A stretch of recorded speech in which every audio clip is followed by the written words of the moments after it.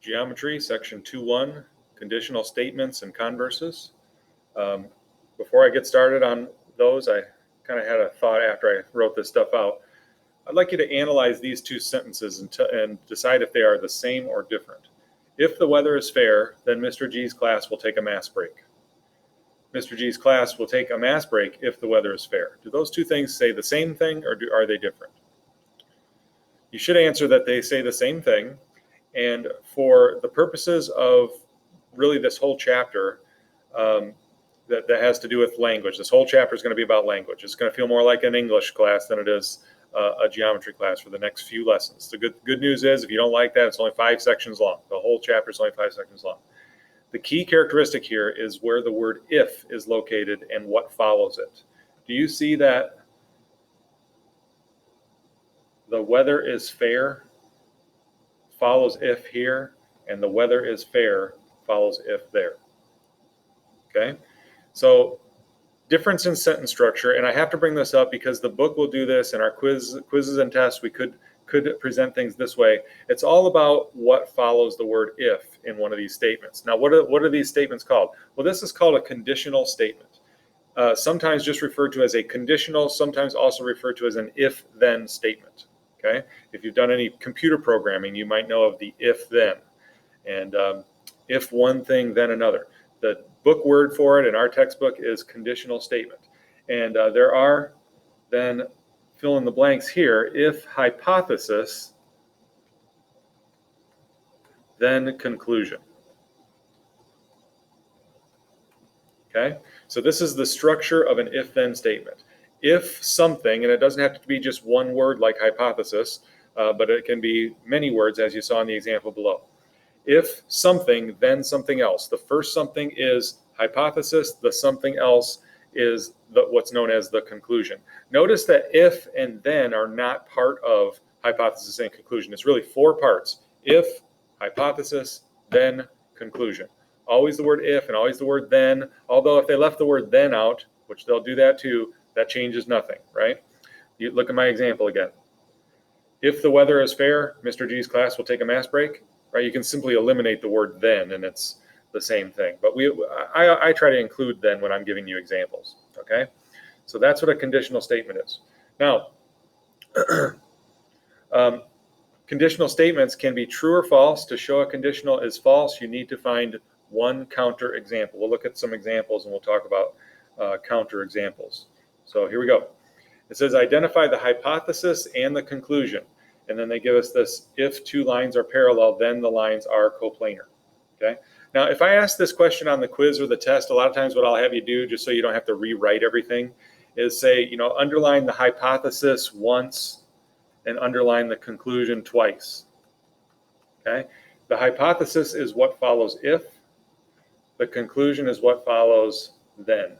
Notice that I'm not underlining if or then. Okay. The hypothesis is 2 lines are parallel. The conclusion is the lines are coplanar. Okay. You'll see in these in the sentence structure too that what you know about forming sentences in English still applies here. We don't have to be robotic about this. So if we say if 2 lines are parallel, you could say then they are coplanar because you've identified the 2 lines here. It would be weird though to say if they are parallel, then 2 lines are coplanar, right? So try to identify that in the hypothesis. You'll see more examples like that. You'll get used to this as you do the homework. This will make sense to you, okay? This should make sense to you.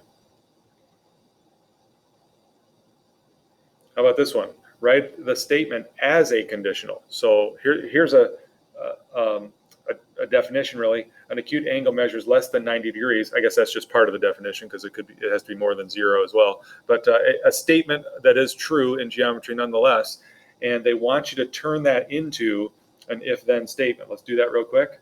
I would say something like this: if an angle is acute, then it measures less than 90 degrees.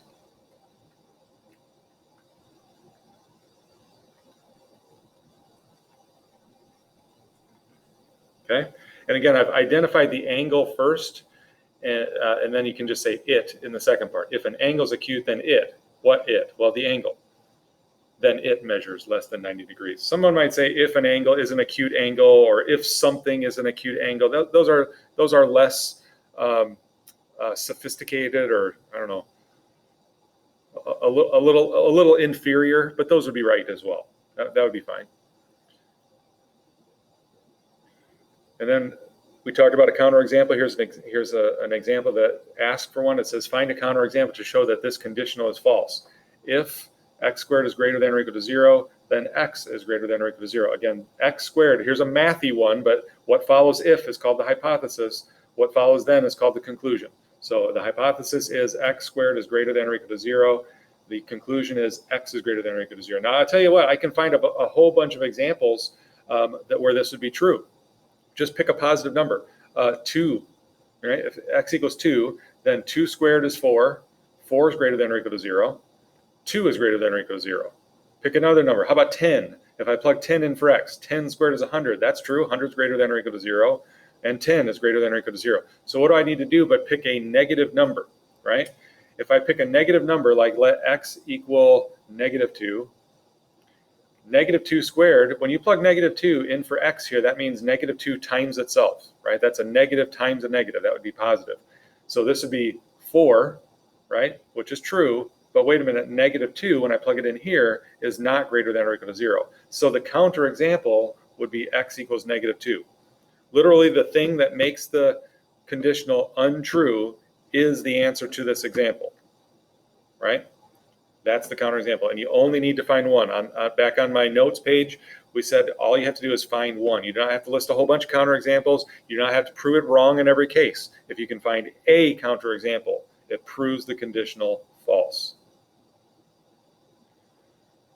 This is a bit of a random one, but I'm not going to skip it. It says use the Venn diagram. What does it mean to be inside the large circle but outside the small circle? Think about that for a second. Basically, if you picked a point that was in here, that would be somebody who lives in Illinois but does not live in Chicago. Is that what you answered? Someone who lives in the state of Illinois but outside of Chicago.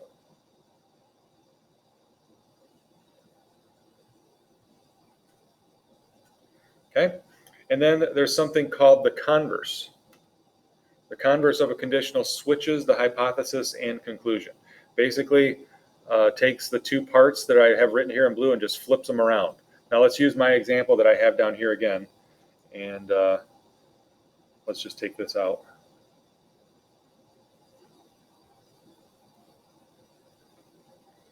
Remember that first example that we did where I said underline the hypothesis once and the conclusion twice? Let's do that here too.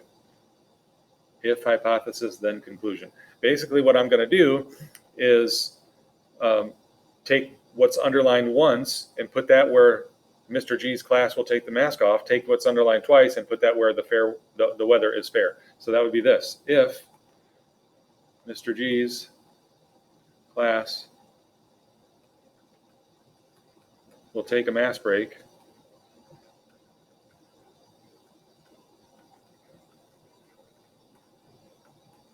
then the weather is fair.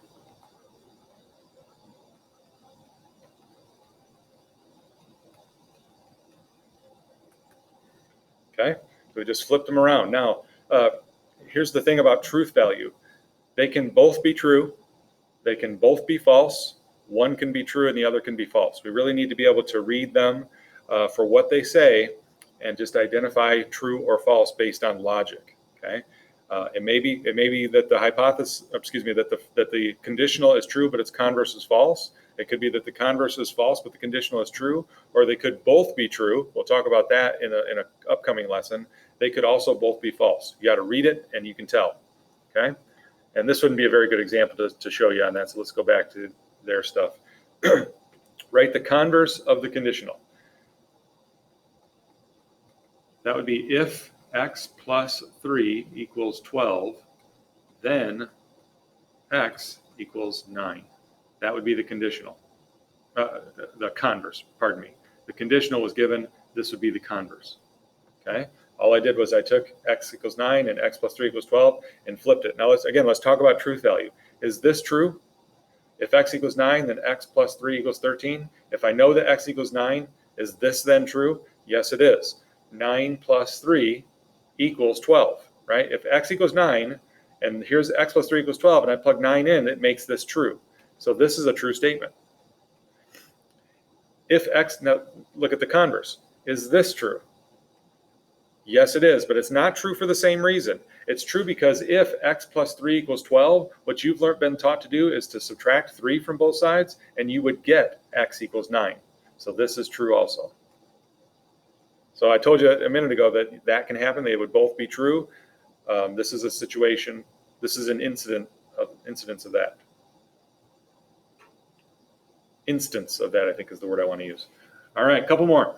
Write the converse of the conditional and determine the truth values of each. If a squared equals 25, then a equals 5. Notice again, they left the word then out. I'm going to include it when I write the conditional. But watch out for this one right here. This is one that we have traditionally put on assessments. Maybe the quiz, maybe the test. I remember even putting this on the exam at one time. So it can be tricky, so watch this one.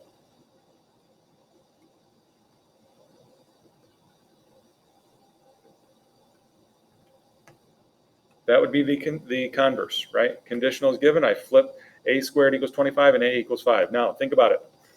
Let's talk about this one first. Is it true or false? If a equals 5, then a squared equals 25. True. If a equals 5 and you plug 5 in for a, 5 squared will give you 25 every time. But is the original conditional true? No, it is not. You can come up with a counterexample to that. If a squared equals 25 and you went to solve this, maybe you learned in a previous class that you would square root both sides and you will get two answers here. It could be a equals 5. It could also be a equals negative 5. So this is false. And if I asked you to provide a counterexample, a equals negative 5 is the counterexample. And in this case, I said all you have to do is find one to be for a counterexample to prove it false. In this case, there is only one counterexample, and that's the one. It's negative 5. And because a equals negative 5 is a counterexample, this is a false statement here. The if-then statement is false. All right, let's end with a silly one. The Mad Hatter states, you might just as well say that I see what I eat is the same thing as I eat what I see. Provide a counterexample to show that one of the Mad Hatter statements is false. Okay? Mad Hatter is from what, Alice in Wonderland? I don't know if you know that or not. I'm not even sure I'm right, but I think that's what it's from. Well, the counterexample would be I'm looking at my computer right now. I see my computer. I'm not going to eat my computer. All right? I told you it was silly. Thanks for tuning in.